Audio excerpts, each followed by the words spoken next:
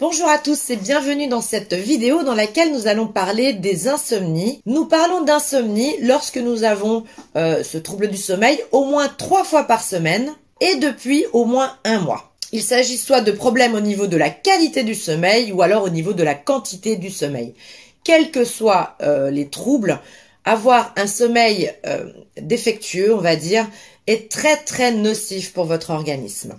Ce qui est typique d'une insomnie de stress, ça va être les personnes qui s'endorment bien, qui dorment globalement bien la nuit, mais qui se réveillent très tôt le matin, donc qui ont un réveil précoce, c'est-à-dire vers 5h, 6h du matin. Ces personnes-là ont souvent comme symptômes des crampes abdominales, des crampes d'une manière générale, et sont souvent en sensation d'insécurité en fait. C'est-à-dire qu'ils ont toujours peur de quelque chose. Ils ne savent pas forcément de quoi, mais ils se sentent insécures. La première chose qu'il faudra faire, ça va être de prendre du magnésium. Dès que vous avez des crampes ou l'œil qui clignote, ce sont des carences en magnésium.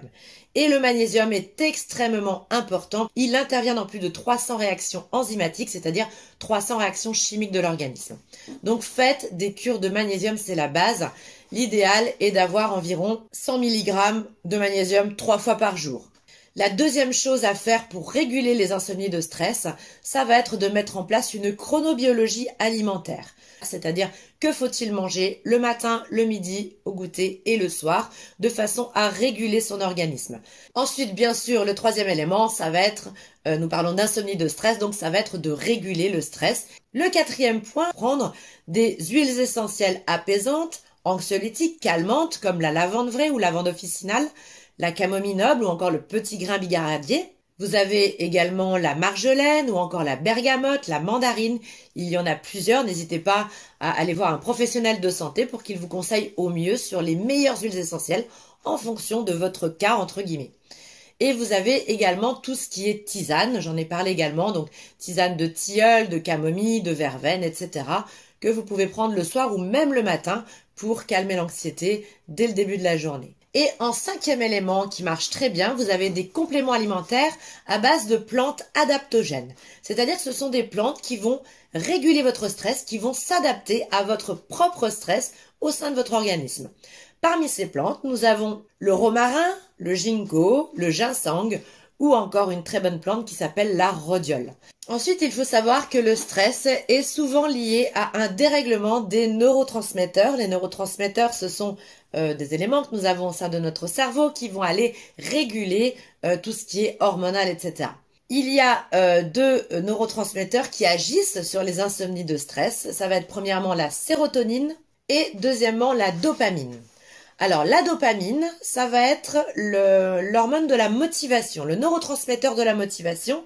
C'est ce que l'on va retrouver dans les acides aminés, puisque la dopamine est fabriquée à partir de L-tyrosine. La L-tyrosine, c'est un acide aminé que l'on retrouve dans les protéines. C'est pour ça que c'est très important de consommer des protéines le matin pour activer la dopamine et donc activer la motivation. Et le deuxième neurotransmetteur, c'est donc la sérotonine. La sérotonine, ça va être l'hormone du bien-être. Elle est fabriquée à partir du L-tryptophane. Le L-tryptophane, c'est pareil, c'est un acide aminé que l'on retrouve dans les protéines et c'est pour cela qu'il est très important donc de bien manger les protéines le matin, le midi et également au goûter. Lorsque l'on mange par exemple des fruits secs oléagineux au goûter qui sont très riches en L-tryptophane, en acide aminé, eh bien ceci permet de commencer à réguler la sérotonine qui est l'hormone du bien-être et enfin la mélatonine puisque la mélatonine qui est l'hormone du sommeil va être fabriquée à partir de la sérotonine. Voilà globalement en ce qui concerne les insomnies liées au stress. Les insomnies d'anxiété, ce sont les personnes qui ont du mal à s'endormir le soir. Alors déjà, sachez que les somnifères, c'est pas la solution parce que premièrement, ça ne règle pas la cause, le problème qui est l'anxiété elle-même. Et deuxièmement, les somnifères vont avoir tendance à créer un sommeil non réparateur. Donc c'est un peu un trompe-l'œil, donc bien évidemment, je ne recommande pas de prendre des somnifères. Maintenant, si vous êtes déjà sous somnifères, eh bien sachez qu'il y a une technique pour sevrer les somnifères petit à petit. Nous allons en parler dans cette vidéo.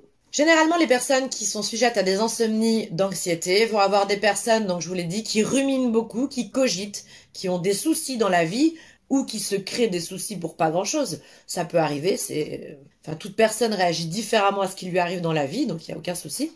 Donc les personnes qui ruminent, qui ont des soucis et qui sont souvent inquiets. Inquiets pour le moindre petit truc, ça va les inquiéter. Généralement, tout ça est dû à un excès de noradrénaline, qui est aussi un neurotransmetteur, et à une diminution du GABA, qui est également un neurotransmetteur. Alors, je ne vais pas rentrer dans le détail scientifique, on va voir directement quelles sont les solutions que je pourrais éventuellement vous apporter pour essayer de régler ce problème. Alors, l'excès de noradrénaline, de ce neurotransmetteur, va pouvoir être régulé par la prise de la mélatonine. Vous avez certainement déjà entendu parler de la mélatonine, c'est donc l'hormone du sommeil, l'hormone naturelle du sommeil, et vous avez maintenant des compléments alimentaires qui sont à base de mélatonine. Alors, pourquoi c'est important de ne pas prendre de la mélatonine n'importe quand? Parce que si vous avez une insomnie de stress, eh bien la mélatonine n'aura pas d'effet. Alors que la mélatonine, sur une insomnie d'anxiété, va avoir un effet, c'est-à-dire sur les personnes qui ont simplement du mal à s'endormir le soir. La mélatonine, on peut la donner à partir de 6 ans. On peut chez les enfants. Par contre, pour les enfants, bien sûr, d'abord aller voir un professionnel de santé pour être sûr que ce soit la solution pour le gamin. Dans les insomnies d'anxiété, nous avons donc les gens qui ont du mal à s'endormir, mais nous avons également les gens qui se réveillent la nuit, et notamment vers 2-3 heures du matin. C'est typique des insomnies d'anxiété. Ce sont des personnes qui ont également un manque de sérotonine, c'est-à-dire l'hormone du bien-être. Donc, si vous êtes sujette à vous réveiller, vous êtes sujet ou sujette à vous réveiller vers 2-3 heures du matin, faites une petite cure de L-tryptophane. Le L-tryptophane, c'est l'acide aminé qui permettra de se transformer en sérotonine, l'hormone du bien-être, qui, elle, va se transformer en mélatonine, l'hormone du sommeil. Et c'est totalement compatible avec la mélatonine que vous pouvez prendre le soir pour vous endormir. Donc voilà ce que l'on peut dire sur les insomnies d'anxiété. Bien sûr, allez vous référer à la vidéo sur comment vaincre le stress, puisque le stress et l'anxiété, stress et anxiété, ce sont deux choses qui sont énormément liées. Donc allez écouter les 5 ou 6 conseils, je ne sais plus, que j'ai donnés dans la vidéo sur le stress et mettez-les en place. Parce que là, la mélatonine, les compléments alimentaires et tout, c'est très bien, ça va vous aider à régler ce problème de façon temporaire. Mais si vous ne traitez pas la cause, c'est-à-dire le fond du problème de votre anxiété, eh ben bien sûr, ça reviendra, ou alors il va falloir prendre tout le temps des compléments alimentaires et augmenter les doses, etc., etc., ce qui n'est pas le but. Pour les personnes qui ont déjà des somnifères, sachez que vous pouvez vous sevrer des somnifères, que ce soit des somnifères médicamenteux prescrits par votre médecin, je ne cite pas de nom bien sûr, ou alors des somnifères que l'on peut donner en conseil à la pharmacie, je ne cite toujours pas de nom, eh bien vous pouvez sevrer petit à petit. Alors attention, ça ne se fait pas du jour au lendemain et il faut vraiment que vous alliez vers votre professionnel de santé, généralement le pharmacien qui saura bien vous conseiller, parce que cela va dépendre de la durée dont vous prenez votre somnifère et puis quel dosage bien sûr vous prenez. Mais en gros, si vous prenez, on va dire, un somnifère par jour depuis 5 ans ou 10 ans, je ne sais pas, eh bien vous allez au début prendre que 3/4 du comprimé et un spray de mélatonine. Et vous allez faire ça bien pendant 15 jours. Faut pas aller trop vite. Les 15 jours d'après, vous passerez à un demi-comprimé, 2 sprays de mélatonine. Et vous allez refaire ça 15 jours. Et ensuite, 1/4 de comprimé, 2 sprays de mélatonine ou un comprimé. Vous gardez les comprimés et le spray sur votre table de nuit pour éventuellement refaire une deuxième prise si besoin. Parce que souvent, on est dans un état aussi psychologique, le fait de se dire j'ai plus mon comprimé ou j'ai moins de comprimé, je ne vais pas m'endormir. Donc vous faites ça bien pendant 15 jours, 3 semaines également. Et surtout, donc vous sevrez petit à petit comme ça. Et lorsque vous n'avez plus de somnifères à prendre, c'est très important, vous gardez votre boîte de somnifères sur la table de nuit. Pareil, ça va être pour rassurer votre mental. C'est-à-dire, en cas de problème, j'ai quand même mon médicament si besoin. Essayez de ne pas le prendre, bien sûr, mais en cas de problème, vous savez que vous l'avez. Mais vous verrez de toute façon qu'avec la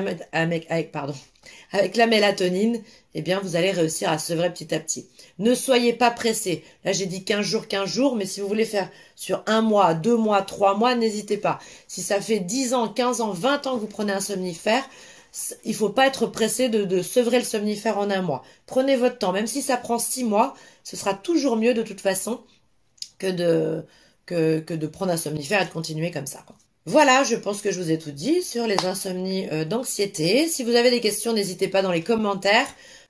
Nous avons un troisième type d'insomnie, ça va être les insomnies de dépression. Elles sont différentes des insomnies de stress et des insomnies d'anxiété. Là, nous sommes sur des personnes qui ont en plus un état un petit peu dépressif. Les symptômes typiques de ces personnes, ça va être une aboulie, c'est-à-dire une perte d'intérêt pour les choses de la vie, une anergie, c'est-à-dire une perte d'énergie également, et également ce que l'on appelle une anédonie, c'est-à-dire une perte de plaisir, c'est-à-dire que quoi qu'il en soit, on va vous proposer quelque chose que vous adoriez avant, et ben là, vous vous en foutez complètement, vous n'avez même pas envie de le faire, et vous ne ressentez absolument pas de plaisir. Même manger n'est plus un plaisir, plus rien n'est un plaisir, vous avez envie de rien faire. Là, vous êtes dans des signes de dépression, bien évidemment.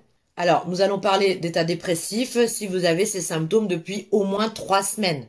Hein, ne paniquez pas parce que depuis 48 heures, vous n'avez plus envie de manger ou plus envie de rien faire. Il faut au moins avoir 3 semaines, voire un mois avec ces signes de façon récurrente pour que l'on puisse parler de signes dépressifs. Et nous allons catégoriser également ce type d'insomnie de dépression en 3 catégories puisque vous avez 3 types de dépression. La dépression à dopamine basse, la dépression à sérotonine basse et la dépression mélatoninergique. Nous allons voir ces 3 types de dépression de façon à ce que vous voyez bien quels sont les compléments alimentaires qui seront adaptés à votre cas. Alors bien sûr, il est important d'avoir un suivi médical. Moi, je ferai au mieux là pour vous donner un maximum de conseils, mais c'est bien sûr pour des personnes qui ne sont pas déjà sous traitement médical. Pour les personnes qui sont déjà sous traitement antidépresseur ou autre, je dis pas que c'est pas possible, bien au contraire, mais il faut être suivi par quelqu'un qui est spécialisé là-dedans, autant dans la micronutrition que dans le milieu médical, donc médecin ou pharmacien. Et même si c'est le pharmacien qui vous prend en main là-dessus et qui vous conseille, il est important que le pharmacien soit en rapport avec votre médecin de façon à voir avec lui pour éventuellement diminuer vos traitements petit à petit. Ne prenez jamais la décision vous-même d'arrêter ou de diminuer un traitement antidépresseur. C'est extrêmement dangereux. Il y a un fort risque d'effet rebond, c'est-à-dire du jour au lendemain des envies suicidaires très fortes dont on ne voit pas forcément venir, parce que je connais des gens qui ont déjà arrêté des antidépresseurs, qui n'ont rien eu pendant 10 jours et qui disent « Ah bah c'est bon, je suis guéri, j'ai plus rien ». Et là, le 15e jour, paf, c'est l'envie suicidaire. Ce sont des graves symptômes qui, des fois, ne peuvent pas être pris à temps. Donc faites attention, s'il vous plaît, n'arrêtez jamais un traitement antidépresseur sans l'accord médical. Voilà, maintenant nous allons parler de nos 3 cas de type d'insomnie, de dépression, et vous verrez laquelle est votre cas, et puis voir comment éventuellement y remédier. La première, ça va être la dépression à dopamine basse. Je rappelle que la dopamine, c'est un neurotransmetteur, le neurotransmetteur de la motivation. Donc les personnes qui vont avoir une dopamine basse vont avoir comme symptôme un effet ralenti, une fatigue plutôt psychique, je dis bien psychique, c'est-à-dire mentale. Je suis épuisée de tout, j'en ai marre, j'y arrive plus, je sais plus quoi faire. C'est pas une fatigue physique. La fatigue physique, c'est que lorsque musculairement on n'y arrive plus. Là, je vous parle de fatigue psychique, c'est-à-dire psychologiquement. Donc, perte de motivation, perte de plaisir, perte de désir, et souvent des insomnies d'agitation physique pour le coup. C'est-à-dire les personnes qui vont se réveiller le matin avec les draps dans tous les sens parce qu'ils auront gigoté la nuit sans même s'en rendre compte. Alors, pour ces personnes-là, si vous vous retrouvez dans ces symptômes-là, vous souffrez certainement d'un état dépressif à dopamine basse. Donc, la première chose à faire déjà, ça va être... alors ça a rien à voir entre guillemets là. Enfin, on a l'impression que ça n'a rien à voir avec la dépression, mais pourtant si.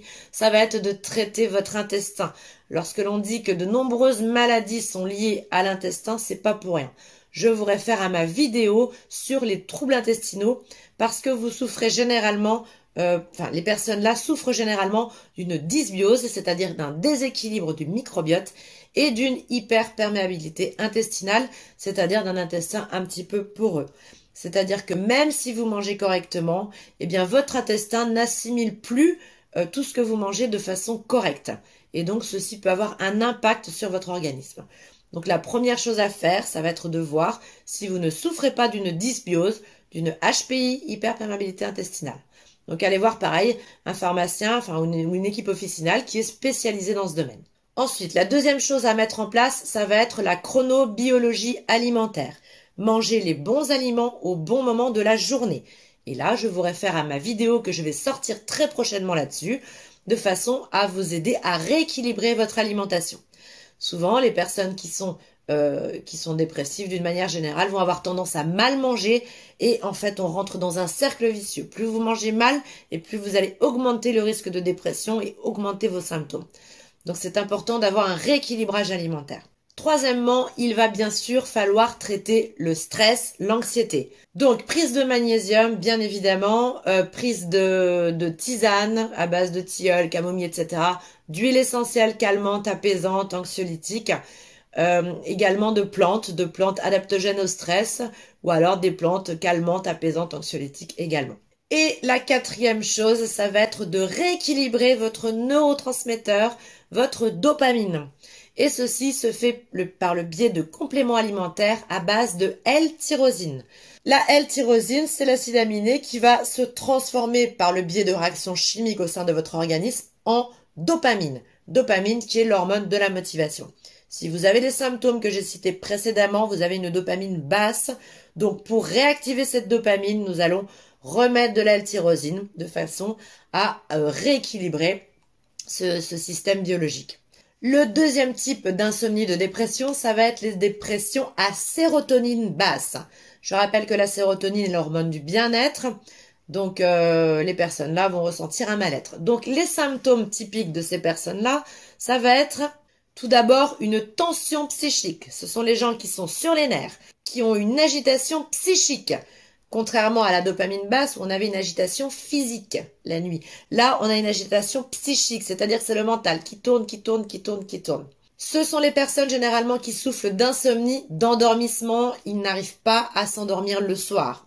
Ce sont des personnes qui ont tendance à se réveiller la nuit vers 2-3 heures du matin.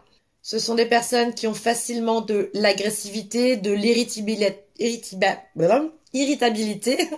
et facilement de l'énervement. Et chez ces personnes-là, nous retrouvons également les compulsions alimentaires, c'est-à-dire notamment une forte envie de sucre et surtout en fin de journée. Ça peut être toute la journée, mais généralement c'est en fin de journée.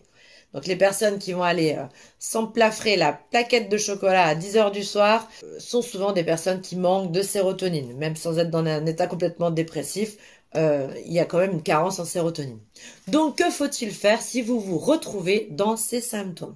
Premièrement, tout comme la première dépression que nous avons vue à dopamine basse, nous ferons pareil, nous irons voir si nous ne souffrons pas d'une dysbiose ou d'une hyperperméabilité intestinale.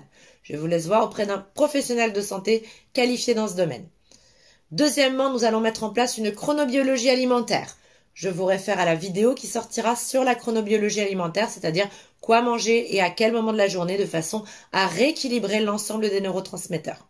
Troisièmement, chez les gens-là, on va essayer de conseiller une alimentation plutôt végétarienne le soir. Alors, quand je dis végétarienne, ça veut dire qu'on va essayer de diminuer les protéines. C'est-à-dire qu'il faudra plus de glucides que de protéines. Pourquoi? Parce que l'apport de glucides, alors quand je parle de glucides, ce sont les sucres, mais je parle pas de la plaquette de chocolat. Je parle par exemple des fruits, des légumes, etc. Les glucides vont avoir tendance à calmer le mental en fait. C'est d'ailleurs pour ça que les gens-là ont des compulsions sucrées. Ils vont vers les sucres, en fait. Mais il faut pas aller vers les plaquettes de chocolat et les pains au chocolat. Il faut aller vers des bons glucides. Donc, on en reparlera en chronobiologie alimentaire. Mais le soir, pour les personnes-là, il faut éviter un trop plein de protéines. Parce que les protéines sont très riches en L-dopamine. Et donc, ça active l'hormone de la motivation. Donc, ce sont déjà des personnes qui ont du mal à s'endormir le soir, qui cogitent beaucoup. Si vous activez en plus la motivation, là, c'est cata, quoi. Donc, globalement, plutôt une alimentation végétarienne le soir. Ensuite, il va falloir prendre du magnésium, éventuellement des tisanes, les huiles essentielles calmantes, anxiolytiques, apaisantes, et également les plantes adaptogènes au stress. Donc, on va chercher à diminuer le stress, diminuer l'anxiété. Et le dernier élément, contrairement à la dépression précédente dont j'ai parlé, nous sommes dans une dépression à sérotonine basse. Donc, nous n'allons nous allons prendre plutôt en complément alimentaire du L-tryptophane qui permet d'activer la sérotonine, de fabriquer la sérotonine qui est l'hormone du bien-être. Je rappelle que la sérotonine ensuite se transforme en mélatonine qui est l'hormone du sommeil. Nous avons parlé des insomnies à dopamine basse et à sérotonine basse. Nous avons des gens qui malheureusement souffrent des deux dépressions. C'est-à-dire que tous les symptômes dont je vous ai parlé maintenant, ils ont un mélange de ces symptômes. Dans les cas-là, eh bien c'est simple, vous avez une dopamine basse, donc vous écoutez les conseils pour la dopamine basse, et vous avez une sérotonine basse, donc vous prenez les conseils de la sérotonine basse. C'est-à-dire que vous allez prendre de la L-tyrosine le matin, 500 mg le matin à jeun plus 500 mg à 10 heures, et vous allez prendre en plus 500 mg de L-tryptophane au goûter et 500 mg de L-tryptophane au dîner. Vous pouvez prendre les deux, il n'y a aucun problème. Je rappelle que ces compléments alimentaires sont conseillés pour les personnes qui ne sont pas déjà sous traitement antidépresseur. Pourquoi? Parce que les traitements antidépresseurs vont agir également sur ces neurotransmetteurs. Donc là, vous allez faire un doublon. Je ne dis pas que c'est impossible à faire, mais il faut impérativement un suivi médical. Et nous avons une dernière forme de dépression qui est la dépression mélatoninergique. On en entend très peu parler de cette dépression, mais malheureusement, elle existe quand même. Ça va être généralement des gens qui ont une chute de la mélatonine, c'est-à-dire l'hormone du sommeil, due à une désynchronisation des récepteurs à la mélatonine. On ne va pas rentrer dans le détail, on va juste essayer de voir quelles sont les solutions. Alors, généralement, les gens là, c'est très facile à voir si on est sujet à ça ou pas. Ce sont les personnes qui ont un état un petit peu dépressif dans la vie de tous les jours, on va dire. Et par contre, lorsqu'ils partent en vacances, qui dorment très bien, ou tout va bien au niveau du sommeil, eh bien, il n'y a plus du tout de symptômes dépressifs. Donc, pour les gens-là, bien évidemment, eh bien, nous allons leur conseiller de prendre de la mélatonine. Sachez que la mélatonine, donc nous avons des comprimés à 1,9 mg par prise, mais il y a rarement de risque de surdosage de mélatonine. N'allez pas manger toute la boîte non plus, c'est pas ce que je veux dire, mais si vous prenez 1 ou 2, voire 3 comprimés, il n'y a pas de problème. Voilà, vous n'allez pas mourir d'un excès de mélatonine. Voilà ce que je pouvais dire sur les insomnies plutôt de dépression. Je vous remercie de votre attention. Nous allons parler dans une prochaine vidéo de la chronobiologie alimentaire, puisque comme vous l'avez vu, c'est très important d'avoir une alimentation équilibrée pour rééquilibrer tout simplement notre organisme et notamment tous ces fameux neurotransmetteurs. Je vous remercie et je vous dis à bientôt.